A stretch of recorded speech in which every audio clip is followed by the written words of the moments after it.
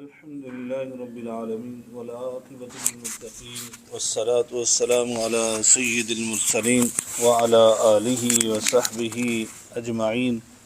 سبحانك لا علم لنا إلا ما علمتنا إنك أنت العليم الحكيم. رب اشرح لي صدري ويسر لي أمري واحلل عقدة من لساني يفقهوا قولي. أما بعد، فإن خير الحديث كتاب الله وخير الهدي هدي محمد صلى الله عليه وعلى آله وسلم وشر الأمور محدثاتها وكل محدثة بدعة وكل بدعة ضلالة وكل ضلالة في النار. أعوذ بالله السميع العليم من الشيطان الرجيم. بسم الله الرحمن الرحيم.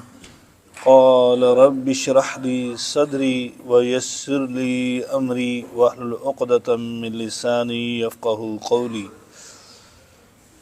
ہر قسم کی حمد و ثنا اللہ رب العالمین کی ذات بابرکات کے لیے. انگنت لا تعداد بے شمار درود و سلام سید الاولین والآخرین، امام المتقین، شفیع المذنبین، میرے اور آپ کے ہادی و رہنما جناب محمد الرسول اللہ صلی اللہ علیہ وعلی آلہ وسلم کی ذات اطہر پر ہوں.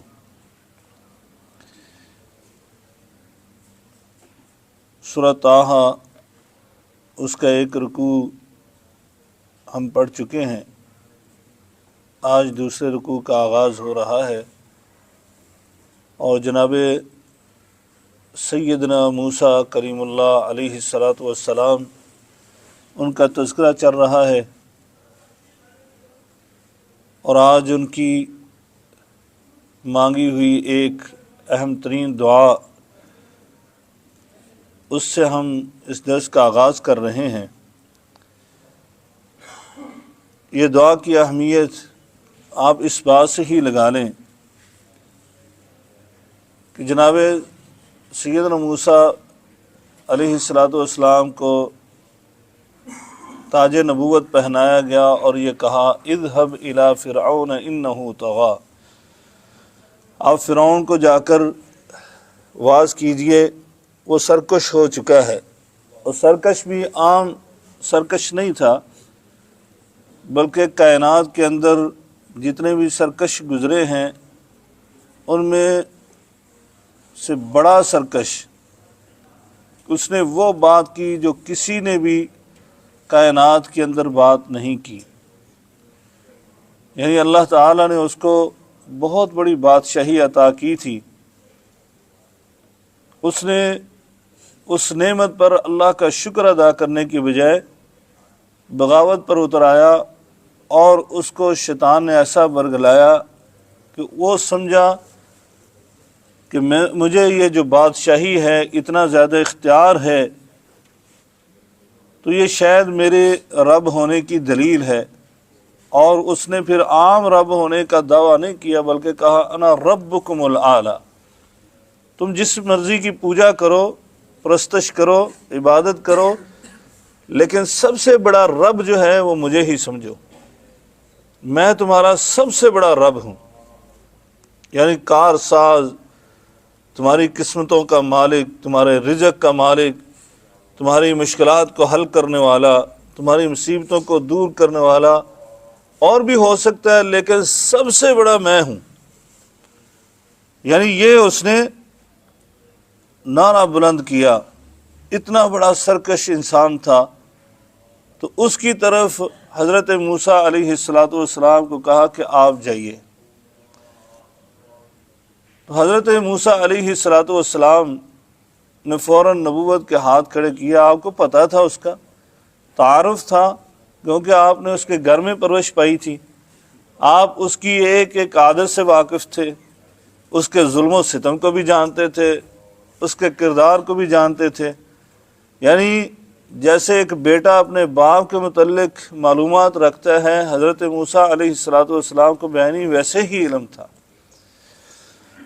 جیسا کہ ابھی آگے بات آ رہی ہے تو آپ کے سامنے رکھیں گے کہ حضرت موسیٰ علیہ السلام نے اس کے گھر میں پرورش پائی تھی. لہذا آپ نے فوراً سے اپنے نبوت کے ہاتھ اٹھائے اور اللہ تعالی سے شرح صدر کی دعا کی. دعائیں اور بھی ہیں یہاں پر، یہ دعاؤں کا مجموعہ ہے، چند آیات، لیکن سب سے پہلی دعا جو ہے نا آپ نے وہ شرح صدر کی۔ تو یہ دعاؤں کی ترتیب بھی جو ہوتی ہے نا انبیاء کی خصوصاً، ایک ظاہری بات ہے عام آدمی عقل مند صاحب الرائے دنیا کے اندر عقل و دانش رکھنے والا جب وہ دعا کرتا ہے تو وہ بھی دعاؤں کی اہمیت کے لحاظ سے کرتا ہے، اہم ترین دعا کو پہلے ذکر کرتا ہے۔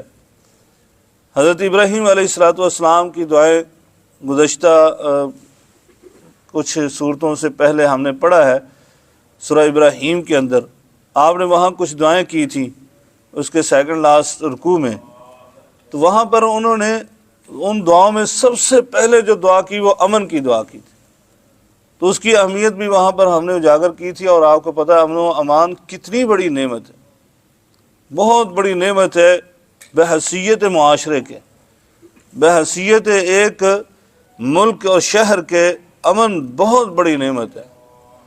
آج کے مسلمان امن نہیں سمجھے گا تو کون سمجھے گا؟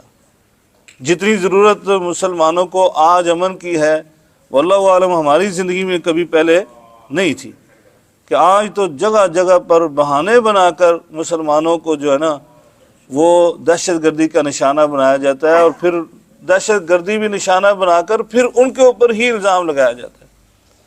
ابھی یہ گزشتہ چند یعنی دنوں کے میں کچھ واقعات ہوئے ہیں، تو اس کے اندر میں نے دیکھا، یعنی خبروں کے لحاظ سے ہم نے سنا کہ ایک جگہ پر مسلمانوں کی ہی عبادت گاہ کو گرایا گیا اور پھر مسلمانوں کو ہی مارا گیا وہاں نوجوانوں کو، اور پھر ان کو دہشت گردی کا الزام بھی ان کے سر لگایا جائے۔ یعنی یہ عجیب معاملات ہو رہے کہ مسلمانوں پر ظلم و ستم بھی ہے اور پھر ان کو دہشت گرد بھی بنایا جا رہا ہے۔ بہرحال امن بہت بڑی نعمت، اس دعا کو ہمیں بار بار کرنا چاہیے مسلمانوں کو نا، حالات کے تقاضوں کے لحاظ سے بہت ضرورت ہوتی ہے کچھ دعاؤں کی، تو اس دعا کی بھی آج بہت ضرورت ہے۔ یہاں پر حضرت موسیٰ علیہ السلام نے شرح صدر کی دعا کی کیونکہ بہت اہم تھی۔ آگے سے سرکش انسان کا سامنا، اس کے یعنی کہ ظلم و ستم کا مقابلہ اور اس کے پوری حکومت کا مقابلہ کرنا کوئی آسان کام نہیں تھا، لہٰذا اس کے لیے ایک شرح صدر چاہیے، وسیع دل چاہیے، بہت بڑا دل چاہیے، حوصلہ چاہیے، برداشت چاہیے، حلیمیت چاہیے۔ بہت بڑی دعا ہے۔ آپ سورہ انشراح کو پڑھ کر دیکھیں، ذرا غور کریں اس پر، نبی کریم صلی اللہ علیہ وسلم کی عظمت بھی واضح ہوتی ہے، اور پھر اللہ تعالیٰ نے وہاں پر ذکر کیا یہ شرح صدر کتنی بڑی دعا ہے کہ اللہ تعالیٰ فرماتے ہیں الم نشرح لک صدرک، اے میرے محبوب کریم آپ نے تو دعا بھی نہیں کی، یہ عظمت ہے نبی پاک صلی اللہ علیہ وسلم۔ کیا ہم نے آپ کا شرح صدر نہیں کر دیا؟ حضرت موسیٰ تو دعا کر رہے ہیں یا اللہ میرا شرح صدر فرما دے، اور نبی پاک صلی اللہ علیہ وسلم نے ابھی دعا بھی نہیں کی، تو اللہ تعالیٰ نے شرح صدر فرمایا۔ اور کتنا شرح صدر فرمایا؟ وہ دل جس کے بارے میں اللہ تبارک تعالیٰ نے فرمایا نزل علی قلبک روح الامین، کہ یہ قرآن مجید جو ہے یہ حضرت جبریل امین لے کر آتے ہیں، اور کہاں پر نازل ہوتے ہیں؟ علی قلبک، آپ کے دل پر نازل ہوتے ہیں۔ اور حضرت جبریل امین جو ہیں وہ معمولی مخلوق ہیں؟ کیا مخلوق ہیں جن کے متعلق نبی کریم صلی اللہ علیہ وسلم خود فرمایا کہ 600 پر، اور جب پہلی وحی میں نے دیکھا تو 2 پر نظر آ رہے تھے، دونوں پروں نے افق کو ڈھانپا ہوا تھا، کوئی اور چیز نظر نہیں آ رہی تھی، اتنے بڑے پر تھے۔ وہ مخلوق آپ کے دل پر نازل ہوتی ہے قرآن کو لے کر، اور قرآن کون ہے؟ کون سا قرآن؟ جس کے متعلق اللہ فرماتے ہیں لو انزلنا هذا القرآن على جبل لرأيته خاشعا متصدعا من خشیۃ اللہ، اگر یہ پہاڑوں پر نازل ہوتا پہاڑ ریزہ ریزہ ہو جاتے، یہ آپ کے دل پر نازل ہو رہا ہے۔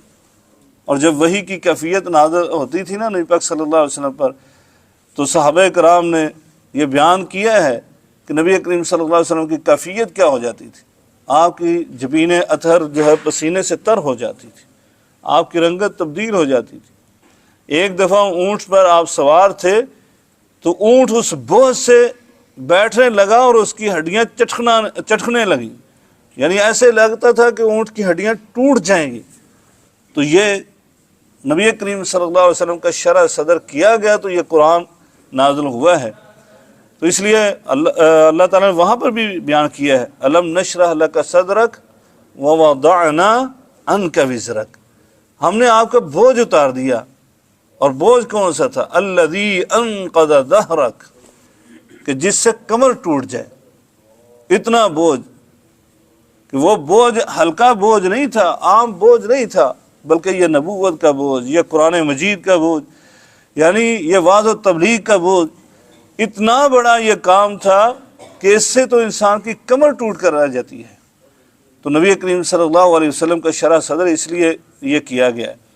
یہ جو ہم نے بیڑا اٹھایا یہ معمولی بیڑا نہیں ہے بھائی، یہ مسلمانوں پر جو معاملات ہوتے ہیں یہ اس کی وجہ یہی ہے، لیکن ہمیں صرف اپنا کردار سیدھا کرنا ہے، ہم نے اپنا معاملہ سیدھا کرنا ہے اللہ تعالیٰ کے ساتھ، اللہ تعالیٰ کے ساتھ اپنا تعلق جو ہے وہ مضبوط کرنا ہے، اور ہمیں اپنی زندگی جو ہے وہ ویسے کرنی جیسے اللہ تعالیٰ کہتے ہیں ادخلوا فی السلم کافہ، کہ پورے کے پورے اسلام میں داخل ہو جاؤ۔ مسلمان مومن یعنی اپنے آپ اپنی زندگی کو اللہ کی منشا اور رضا کے مطابق بنا لے تو پھر اس کے لیے کوئی مشکل نہیں، اس کے لیے یہ سارے بوجھ ایسے ہی اللہ تعالیٰ اتار پھینکے گا، اس کے لیے پھر مسائل یہ تو کچھ بھی نہیں ہے نا۔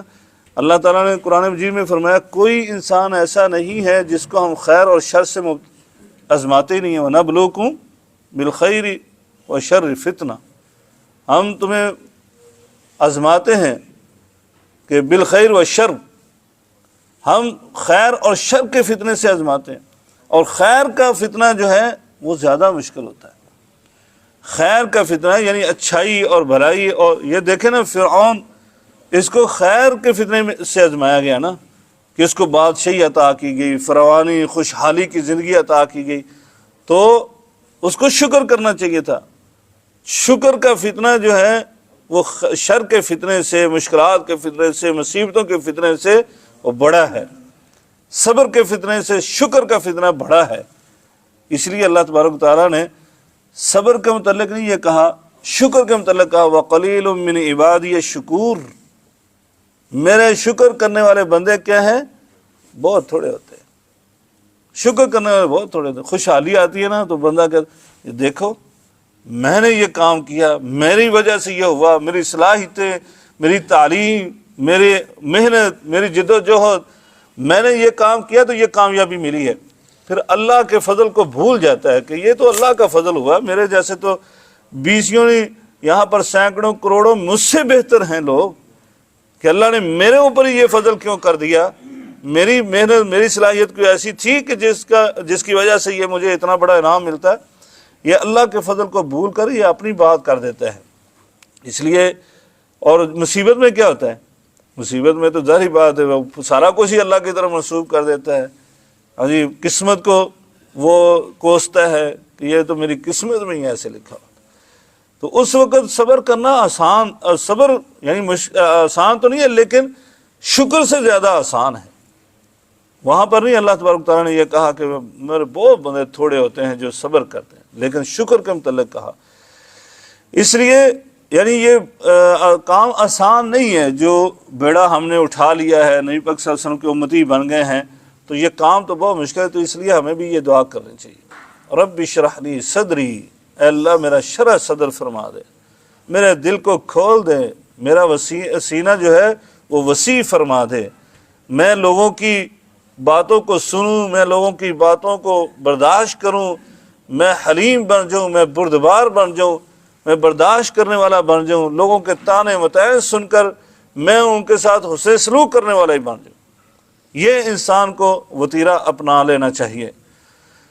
فرمایا وَيَسِّرْ لِي أَمْرِي، اے اللہ یہ کام بہت بڑا ہے، آسان تو نہیں ہے، کام بہت بڑا ہے، اس لیے میں تجھ سے یہ دعا کرتا ہوں اس معاملے کو میرے کو آسان فرما دے۔ یہ دعا کرتے ہی رہنا چاہیے۔ نبی پاک صلی اللہ علیہ وسلم تو عموماً اپنی زندگی کے اندر یہ دعا کیا کرتے، اللہم احسن عاقبتنا فی الامور کلہا، اے اللہ میرے تمام کاموں کا انجام جو ہے وہ احسن کر دے۔ وَأَجِرْنَا مِنْ خِزْيِ الدُّنْيَا وَعَذَابِ الْآخِرَةِ، اے اللہ مجھے دنیا کی اور آخرت کی رسوائیوں سے محفوظ فرما دے، آخرت کے عذاب سے محفوظ فرما دے۔ بڑی جامع دعا ہے، اپنی دعاؤں میں شامل کرنی چاہیے۔ آپ کوئی بھی کام ہے، یہاں تو نہیں پڑھیں فی الامور کلھا، سارے کے سارے امور کے متعلق کہا ہے، اور احسن کہا، یہ بھی نہیں کہا میرے معاملات کو درست کر دے، کہا احسن طریقے سے سر انجام دے دے۔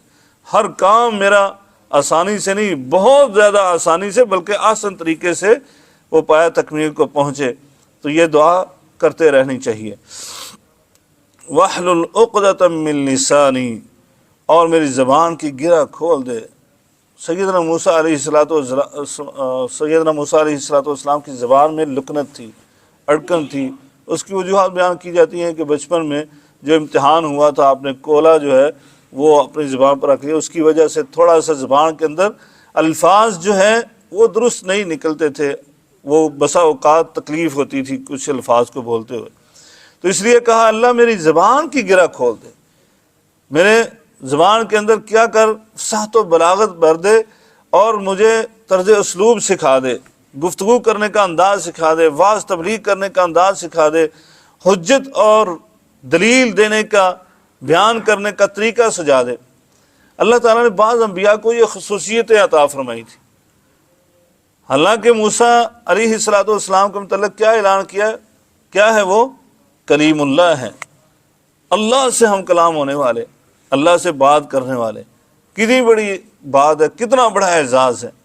لیکن وہ تب بھی کیا بات کرتے ہیں کہ یا اللہ میری زبان میں فصاحت و بلاغت نہیں ہے، مجھے طرز اسلوب نہیں آتا ہے گفتگو کرنے کا، تو میری زبان کے اندر کیا کر فصاحت و بلاغت بھر دے۔ اور ادھر سیدنا یوسف علیہ السلام ہیں، تو وہ اللہ کا شکر ادا کر رہے ہیں، کس بات پر؟ اسی بات پر۔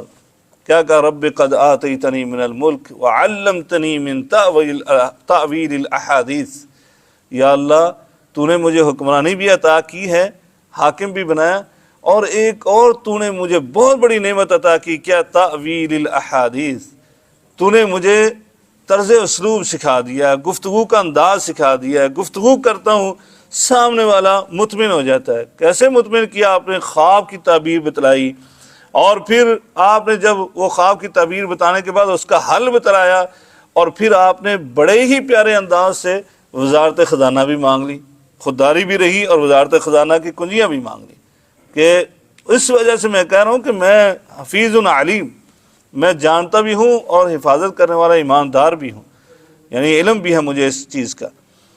اپنی خودداری بھی رہی، اور یہ ساری چیزیں، یہ کیوں؟ اللہ تعالیٰ کی طرف سے۔ اللہ تعالیٰ نے خود کہا نعلمہم من تاویل الاحادیث، سورہ یوسف کے شروع میں، کہ ہم نے اس کو تاویل الاحادیث سمجھائی، ہم نے گفتگو کرنے کا اسلوب بتلایا۔ آپ دیکھیں یہاں پر بھی کچھ لوگ ہوتے ہیں نا، اپنی گفتگو کرنے کا انداز ان کو پتہ ہے، آپ کو یعنی وہ ایسے موم کر لیتے ہیں، اپنی باتوں میں اتار لیتے ہیں۔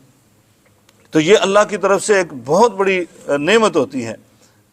کاش ایسے ساتھی جن کو گفتگو کرنے کا انداز آتا ہے، وہ دین کے اندر گفتگو کرنا شروع کر دیں، یعنی وہ دین کے اندر لوگوں کی بھلائی کرنا شروع کر دیں، لوگوں کے ساتھ احسان کا معاملہ شروع کر دیں۔ اور سب سے بڑا احسان یہی ہے کہ انسان جو ہے اس کو نیکی کا راستہ دکھلائے۔ تو بہرحال فرمایا ایسی میرے اندر فصاحت و بلاغت بھر دے، کیسی؟ یفقہوا قولی، کہ میں بات کروں تو لوگوں کو میری بات سمجھ آ جائے، ان کے دلوں میں اترتی چلی جائے، وہ میری بات کو تسلیم کر لیں۔ اور کیسے پھر کیا آپ کی بات کو؟ کہ مقابلے پر آنے والے جادوگر جو ہیں وہ سارے کے سارے ہی مسلمان ہو جاتے ہیں۔ آگے آ رہی ہے بات۔ تو اللہ تبارک تعالیٰ نے پھر یہ چیزیں عطا فرمائی، اور یہ اصرار کے ساتھ دعا کی جائے اور اخلاص کے ساتھ کی جائے۔ اور مسلمانوں کو تو بشارتیں سنائی گئی ہیں۔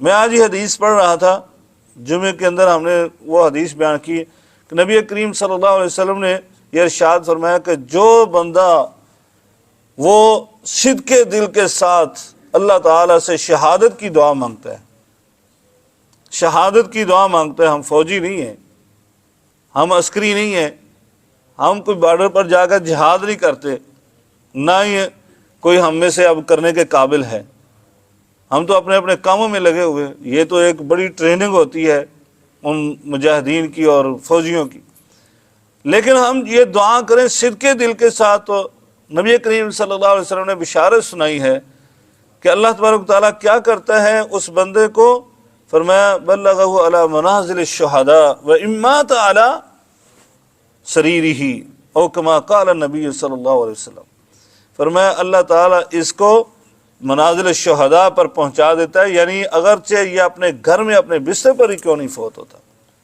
اس کے صدقے دل کے سے نکلی ہوئی دعا کی وجہ سے اللہ تعالیٰ اس کو شہید کے رتبے پر فائز کر دیتا ہے۔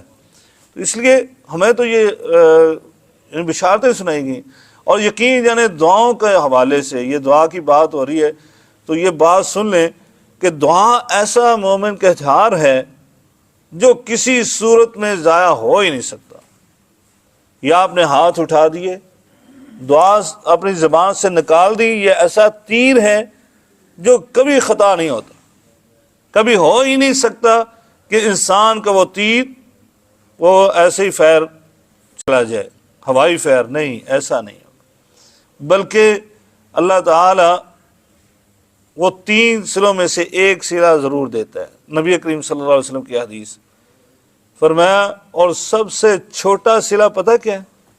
جو آج ہم سب سے بڑا سلا سمجھتے ہیں، سب سے چھوٹا سلا ہے وہ کیا؟ نہیں پانے فرمایا بندہ جو دعا کرتا ہے وہ دعا فوراً قبول ہو جائے۔ یہ سب سے چھوٹی چیز ہے اس دعا کے بدلے میں۔ ہم سمجھتے ہیں، اور اکثر عموماً ہم کہتے ہیں کہ کوئی چیز کی خواہش کی وہ پوری ہو گئی تو ہم کہتے ہیں وہ کاش کچھ اور ہی مانگ لیتے، کہتے ہیں نا، عموماً کہتے ہیں کاش کچھ اور ہی ہم مانگ لیتے یار اس ٹائم پر۔ نہیں بھئی، آپ کی سب سے بڑی ضرورت اس وقت وہی تھی، اللہ نے وہ پوری کر دی۔ آپ کی وہ خواہش تھی اس وقت تو اللہ نے وہ فوراً پوری کر دی، تو اس لیے آپ کو چھوٹی سی لگتی ہے کہ یہ فوراً ہی پوری ہو گئی، تو آپ خود اس کو یہ ثابت کر دیں یہ بہت چھوٹی چیز ہے، بڑی سے بڑی دعا جو آپ نے مانگی فوراً قبول ہوگی، یہ چھوٹا صلہ اور بدلہ ہے۔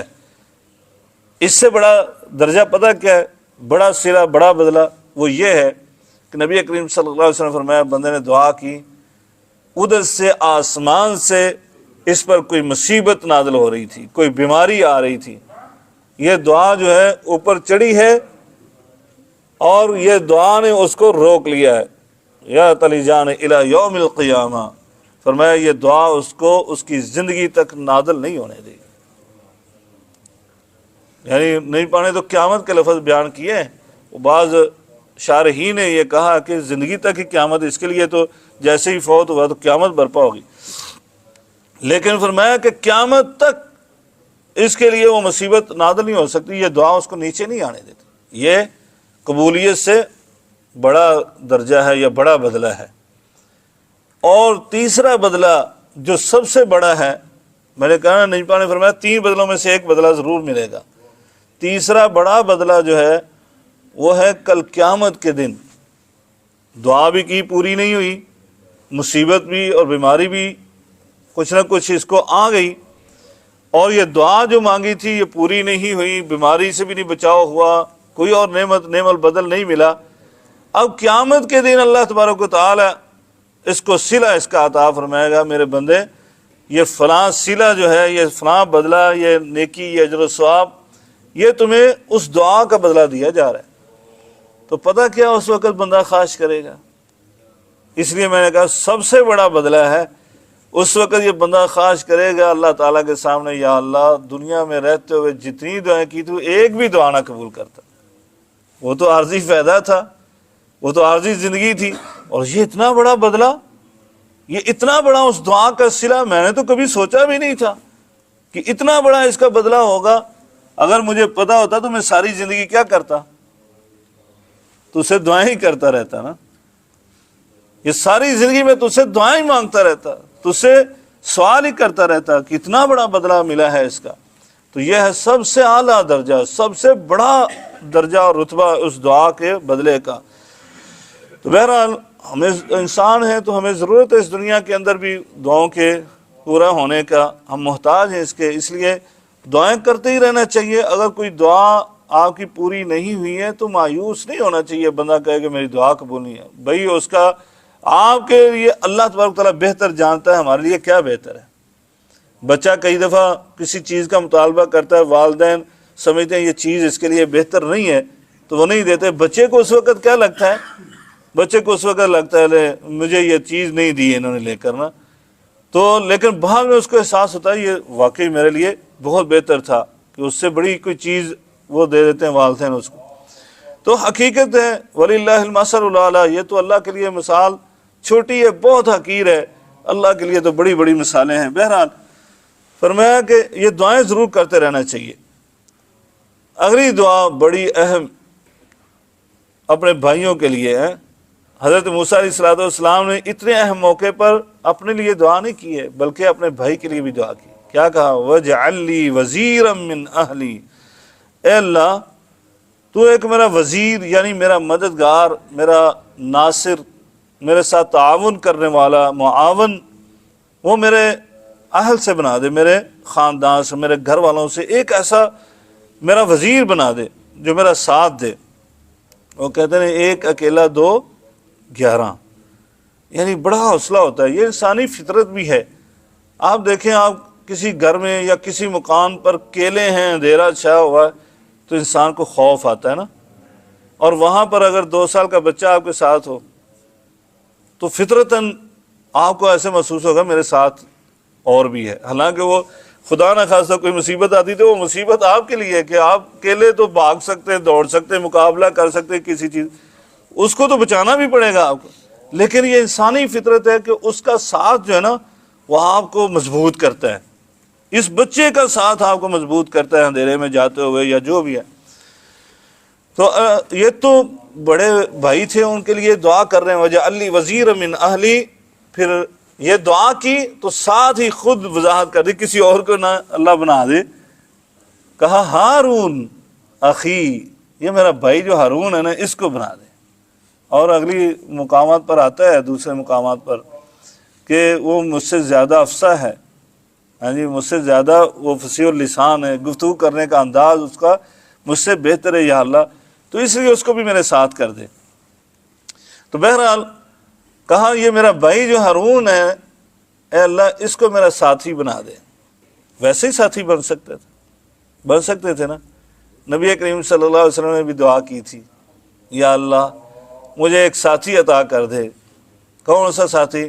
یا تو عمر ابن حشام دے دے یا عمر ابن خطاب دے دے. آپ نے مکے میں دعا کی جب بڑے ظلم و ستم ہو رہے تھے تو 2 بندے مکے کے اندر بڑے ہی با اثر تھے. ایک عمر ابن حشام، کون تھا؟ ابو جہل، یعنی بہت اثر انداز تھا، اثر رکھتا تھا. دوسرے حضرت عمر بن خطاب رضی اللہ تعالیٰ عنہ. یا اللہ جو تمہیں پسند ہے نا ان دونوں میں سے وہ مجھے عطا کر دے. کہ وہ طاقتور زیادہ تھے، بہادر تھے، شجاع تھے، وہ ان کی بہادری میں کوئی ثانی نہیں تھا، اور اس ابو جہل کے مقابلے میں اثر و رسوخ والا کوئی نہیں تھا. تو کہا ان دونوں میں سے کوئی ایک دے دے مجھے. تو اللہ تبارک تعالیٰ نے حضرت عمر فاروق رضی اللہ تعالیٰ عنہ عطا کر دیے. لیکن کیا ہوا؟ وہ مرید بن کر آیا آپ کے، ہاں جی کہتے ہیں دعا مراد بن کر آ گئے.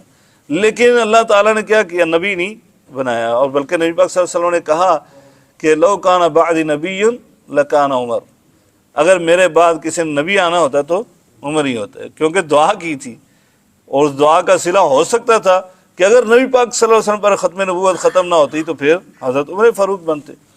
لیکن لا نبی بعدی، نبی کریم صلی اللہ علیہ وسلم کے بعد نبی کوئی نہیں آنے والا تھا. ختم نبوت یعنی خاتم النبیین تھے آپ. تو یہاں پر حضرت موسیٰ علیہ السلام نے دعا کی اپنے وزیر کی، اپنے ساتھی کی، اپنے معاون کی، مددگار کی. تو اللہ تعالیٰ نے کیا کیا؟ اللہ تعالیٰ نے ان کو نبی ہی بنا دیا، نبوت ہی عطا کر دی. اس لیے میں عموماً کہتا ہوں اس کائنات کے اندر سب سے زیادہ کسی بھائی نے کسی کو فائدہ پہنچایا ہے نا تو وہ جناب موسیٰ علیہ السلام نے اپنے بھائی ہارون کو پہنچایا. اس سے بڑھ کر کیا فائدہ ہو سکتا ہے؟ وہی آپ زمینیں دے دیں بھائی کو، کاروبار سارا دے دیں، فیکٹریاں بنا کر دے دیں، جو مرضی کر دیں اس کے ساتھ، حتیٰ کہ وزیر اعظم بنوا دیں، پیسہ آپ لگائیں اور اس کو M N A M P A بنا دیں اور بڑے سے بڑا آدمی بنا دیں، ڈاکٹر بنا دیں، جو مرضی کر دیں آپ. لیکن کیا یہ فائدہ پہنچ سکتا ہے جو ان کو فائدہ پہنچا ہے؟ نبی بن گئے، نبی بن گیا تو اس کا مطلب کیا ہے؟ معصوم بن گئے، گناہوں سے پاک ہو گئے، دنیا بھی اچھی ہوگی اور آخرت تو اچھی ہونی ہے، نبیوں کے درجے اور پر مقام پر فیض ہو گئے۔ تو یہ حضرت موسیٰ علیہ السلام نے جو فائدہ اپنے بھائی کو پہنچایا، وہ کائنات میں کسی بھائی نے نہ پہلے پہنچایا نہ قیامت تک کوئی پہنچا سکتا ہے۔ اللہ اکبر۔ تو بہرحال یہاں سے یہ بات بھی ہمیں سمجھ لینی چاہیے، اپنے بھائیوں کے ساتھ کیا کرنا چاہیے؟ اس نے سلوک کرنا چاہیے، ان کے لیے خیر خواہی کرنی چاہیے، ان کے لیے دعا کرتے رہنا چاہیے، دعا گو رہنا چاہیے۔ نبی کریم صلی اللہ علیہ وسلم تو عموماً مومنوں کو یہ درس اور سبق دیا ہے کہ بھئی اپنے بھائیوں کے لیے دعا کیا کیجیے، اور بڑی دعا اہم ہے۔ اپنی دعاؤں کی قبولیت چاہتے ہو، اپنی دعاؤں کو بہت بڑا کرنا چاہتے ہو، تو اس کا آسان حل نبی پاک نے یہ بتلایا ہے کہ آپ اپنے بھائی کے لیے دعا شروع کر دو۔ اس کے غیر موجودگی میں آپ دعا کرتے ہیں تو اللہ تعالیٰ کیا کرتے ہیں؟ اللہ تعالیٰ ایک فرشتے کو مقرر کر دیتے ہیں، چل بھی تو بھی دعا شروع کر دے۔ ہاں جی، آپ نے دعا یہ نہیں کی ہے کہ یا اللہ تو فرشتہ بھیج دے اور وہ میری دعا پر آمین کہے، نہیں، آپ نے تو اس بھائی کے لیے دعا کی، یا اللہ یہ میرا فلاں بھائی، اس نے مجھے دعا کے لیے کہا تھا، اے میرے اللہ تو اس کے ساتھ جو وہ یہ چاہتا ہے تو اس کو عطا کر دے۔ تو ایک اللہ کی طرف سے فرشتہ آ جاتا ہے، اور فرشتہ بھی ہاتھ اٹھا کر دعائیں شروع کر دیتا ہے، اور وہ کہتا ہے آمین وَلَكَ مِثْلُ، فرمایا تیرے لیے اس کی مثل، جو تو دعا کر رہا ہے میں بھی اللہ سے دعا کرتا ہوں تیری دعا بھی قبول ہو، اور تجھے بھی اس طرح کا نعم البدل عطا فرمائے، تجھے بھی یہ نعمت عطا فرمائے۔ یعنی فرشتہ آپ کے لیے دعائیں کرتا ہے، معصوم جو گناہ ہی نہیں کرتا ہے وہ فرشتہ آپ کے لیے مقرر ہو جاتا ہے۔ دنیا میں ہم اس سے دعا کرواؤ، اس سے دعا کرواؤ، اور یار کتنا آسان اسلام دین ہے، نہ ہم اپنے ایمان کو خراب کریں، نہ ہم اپنے پیسے کو خراب کریں، اور بے دین لوگ جو کبھی اللہ کی طرف آتے بھی نہیں، ان سے دعاؤں کے لیے نذرانے پیش کر کے کہتے ہیں دعا کریں جی ہمیں۔ انہوں نے کیا دعا کرنی ہے بھائی؟ جو خود اللہ کی طرف راغب نہیں ہے، شیطان کے بندے بنے ہوئے ہیں، وہ غلیظ غلاظت سے بھرے ہوئے ہیں، سامنے نظر آتا ہے، تو اس طرح کے لوگوں کے سامنے آپ ایمان بھی خراب کرتے ہیں، اور یہ کتنا آسان طریقہ ہے۔ نبی کریم صلی اللہ علیہ وسلم نے ہمیں بتلا دیا، بیٹھو بھی تنہائی میں بیٹھ کر اپنے بھائی کے لیے دعا شروع کر دو، اللہ تبارک تعالیٰ ایک فرشتہ مقرر کر کے تمہارے لیے دعائیں کرواتا ہے۔ تو اگر وہ بھائی جو ہے سورہ انفال میں آپ پڑھ کر آئیں کہ مومن بھی ہو اور خونی بھائی بھی ہو، تو پھر فرمایا وَأُولُو الْأَرْحَامِ بَعْضُهُمْ أَوْلَىٰ بِبَعْضٍ، یہ رشتہ دار جو ہیں آپ کے رحم والے، یہ ایک دوسرے سے مقدم ہیں، اور وہ جو اسلامی بھائی ان سے زیادہ مقدم ہو جاتے ہیں آپ، کیونکہ ان کا اسلام کا بھی تعلق، خون کا بھی تعلق، اس لیے وہ زیادہ اہم ہوتے ہیں آپ کے لیے، وہ زیادہ قریبی ہیں آپ کے لیے، تو ان کے لیے بہت یعنی زیادہ آپ دعائیں کیا کرو۔ اللہ تبارک و تعالیٰ ہم سب کو اس کی توفیق عطا فرمائے۔ اور یہ معمولی کام، یا خصوصاً آج مادیت کے دور میں مادیت کے دور میں آج پتہ کیا کہتے ہیں؟ آج بھائیوں کے متعلق ذہنوں میں یہ ڈالا جاتا ہے وہ تو شریک بازی ہے آپ کی ان کے ساتھ۔ جب اولادیں پیدا ہو جاتی ہیں نا، اس سے پہلے تو بھائی ہیں، جب اولادیں ہو جاتی ہیں نا تو پھر کہتے ہیں نہیں وہ ہماری شریک بازی ہے، ہاں جی، ان کے سامنے ہماری ناک نیچے نہیں ہونی چاہیے، وہ شریکہ بنا لیتے ہیں۔ وہ شریکہ ایسے نہیں ہے، وہ شریکہ ہے، لیکن شریکہ یہ ہے جو حضرت موسیٰ نے بیان کیا ہے، یہ شریکہ ہے، خیر اور بلائی کا شریکہ ہے۔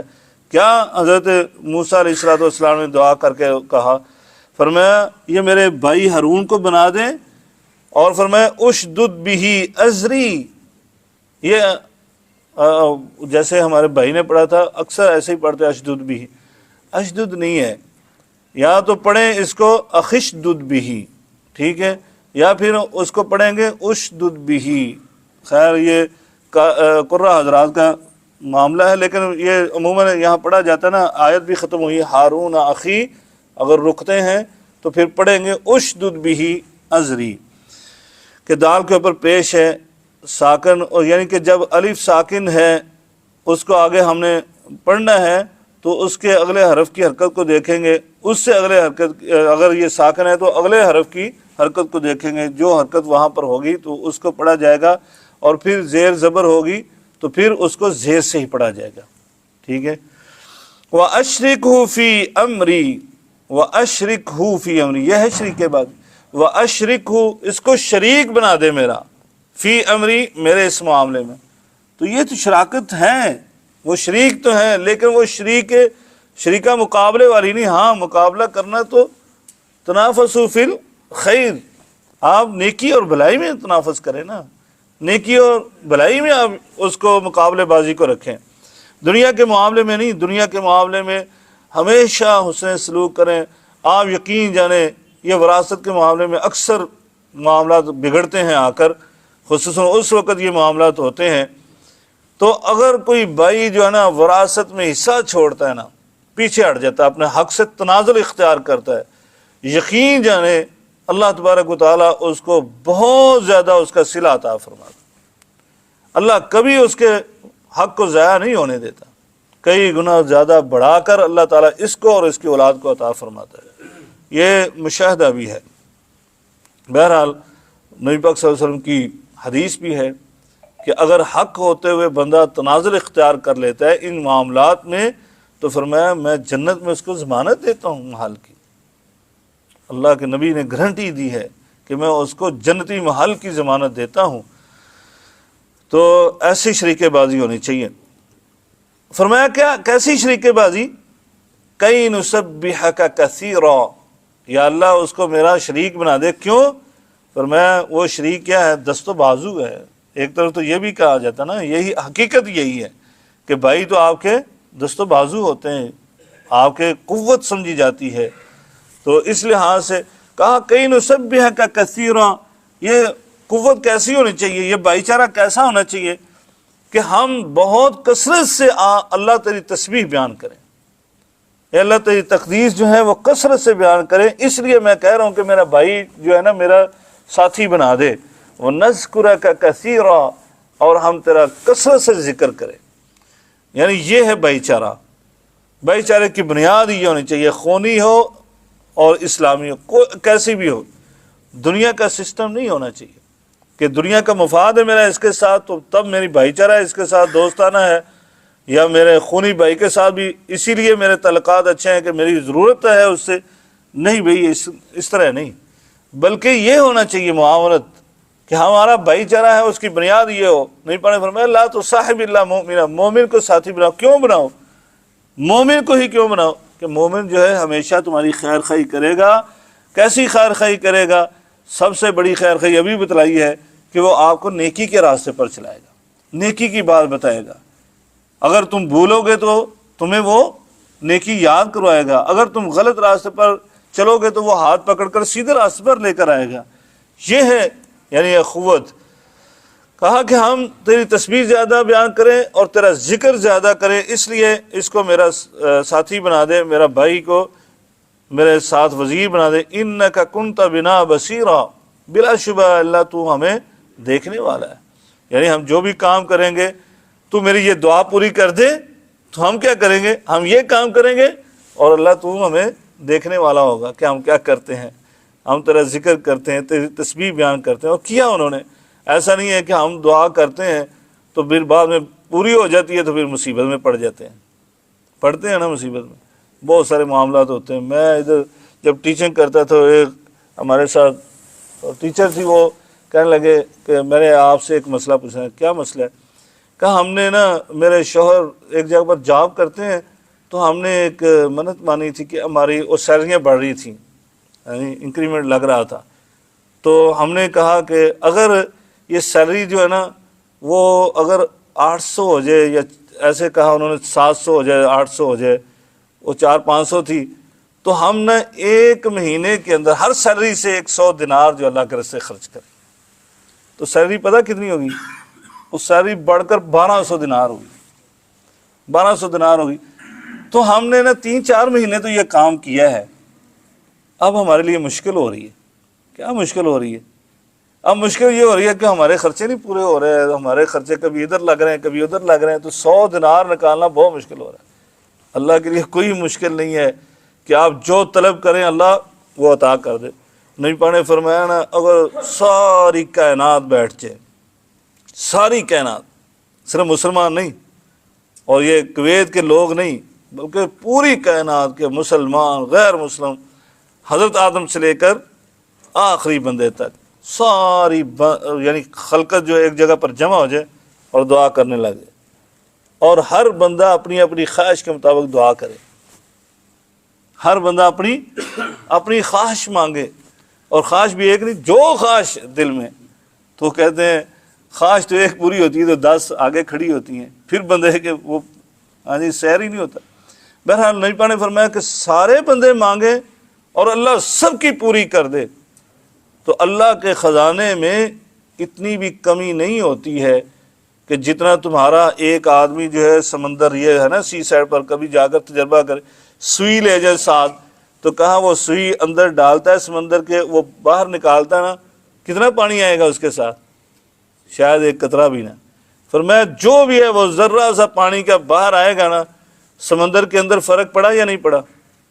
پڑا یا نہیں پڑا؟ نہیں پڑا، پڑا بھائی، وہ ایک ذرہ پانی کا پڑا ہے نا سمندر کے اندر سے، وہ کیوں نہیں کہا ہے آپ نے؟ اس لیے کہ اس کے اندر سے تو آپ جو نہر نکال دیں تب بھی نہیں فرق پڑتا، پانی کا ڈول نہیں، نہر بھی نکال دے نا ادھر سے تو تب بھی اس کو کوئی فرق نہیں پڑنے والا سمندر کے پانی کو۔ تو لیکن یہ ہے کہ ہمارا ذہن ہے نا، ہم کہتے کوئی فرق نہیں، تو نبی پاک نے فرمایا وہ فرق جتنا پڑا نا اتنا بھی فرق اللہ کے خزانوں میں نہیں پڑتا۔ اللہ کے خزانوں میں سب کی خواہش پوری ہو جائے، یعنی ابتدا سے لے کے انتہا تک ساری خواہشات، تو اس لحاظ سے اللہ کو کیا مشکل ہے؟ آپ مانگے تو شرط لگا کر نہ مانگے، منت مان کر نہ مانگے یا اللہ یہ میرا کام ہو جائے تو میں یہ کر دوں گا، تو بھائی آپ ویسے ہی مانگو، وہ کام کروانا چاہتے ہو ویسے ہی اللہ کے راستے میں جو کہہ رہے ہو ویسے ہی کر دو، پھر دیکھو اس کا اللہ تبارک تعالیٰ تمہیں کیا نعم البدل عطا فرماتا۔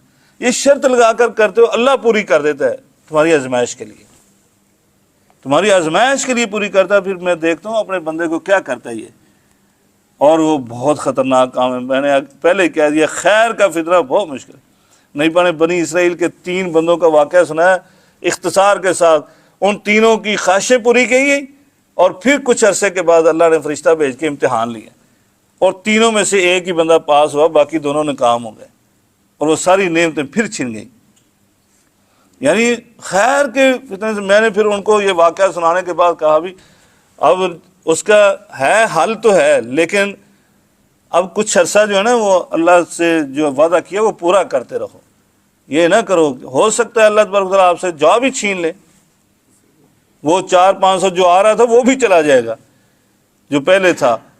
تو اس لحاظ سے اللہ یعنی جو آپ مانگتے ہیں وہ اللہ پورا کرنے کے بعد اگر منت کے ساتھ مانگا ہے تو پھر اللہ یہ آزمائش کرتا ہے، تو یہ نہیں ہونا چاہیے، اللہ سے ویسے ہی دعا کرنی چاہیے۔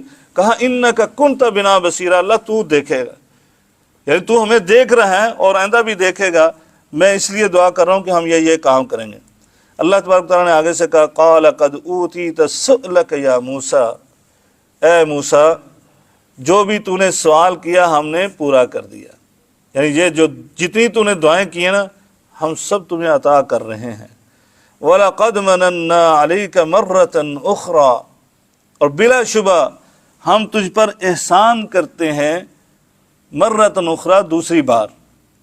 اس کا مطلب یہ نہیں ہے کہ 2 بار ہی احسان ہوا۔ حضرت موسیٰ علیہ السلام کے اوپر کیا اللہ نے پوری کائنات پر ہی احسانات فرمائے، لیکن یہاں جو حضرت موسیٰ کی بات ہو رہی ہے تو موسیٰ علیہ السلام کے اوپر بہت زیادہ احسانات اللہ نے فرمائے، آپ کو آپ کے زندگی کو محفوظ کیا، اور جیسے اگلی آیات وہی ہیں، تو کہا کہ یہ آپ پر جو ہے نا دوسری بار احسان کر رہے ہیں۔ اس کا مطلب یہ ہے کہ ایک تو پہلے ہم نے یہ احسان کیا تھا جو ابھی ذکر ہونے لگا ہے، دوسرا یہ احسانات ہم کر رہے ہیں جو آپ نے دعائیں کی ہم یہ پوری کر رہے ہیں ساری کی ساری۔ وغیرہ تو اللہ تبارک تعالیٰ نے قدم قدم پر حضرت موسیٰ علیہ السلام پر احسانات فرمائے۔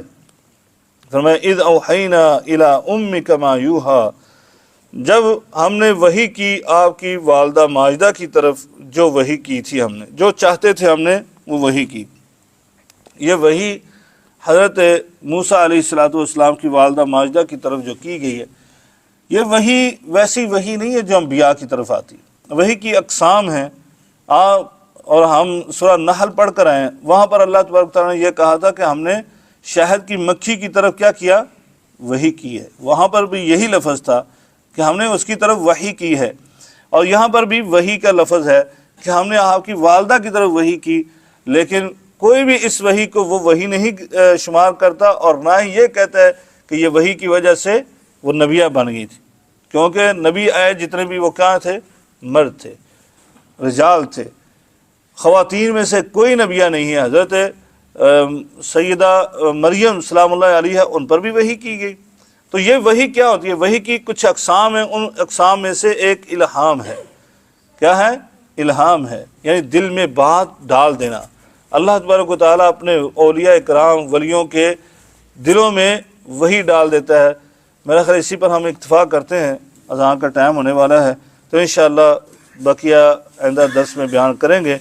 اللہ بشرط زندگی اللہ تعالیٰ سے دعا ہے کہ اللہ تعالیٰ ہمیں قرآن پڑھنے سمجھنے اس پر عمل کرنے کی توفیق عنایت فرمائے۔ السلام علیکم ورحمۃ اللہ وبرکاتہ۔ ناظرین اکرام، اسلامک ٹی وی اس چینل کو ابھی تک جنہوں نے سبسکرائب نہیں کیا ہے، برائے مہربانی اس چینل کو سبسکرائب ضرور کریں، اور ہر دن کی اپڈیٹ کے لیے اس کے ساتھ ہی ایک بیل، ایک گھنٹی کا نشان آئے گا، اسے آپ ضرور پریس کریں اور اسے دبا کر آپ ہمارے ساتھ تعاون فرمائیں۔ جزاک اللہ خیر۔ السلام علیکم ورحمۃ اللہ وبرکاتہ۔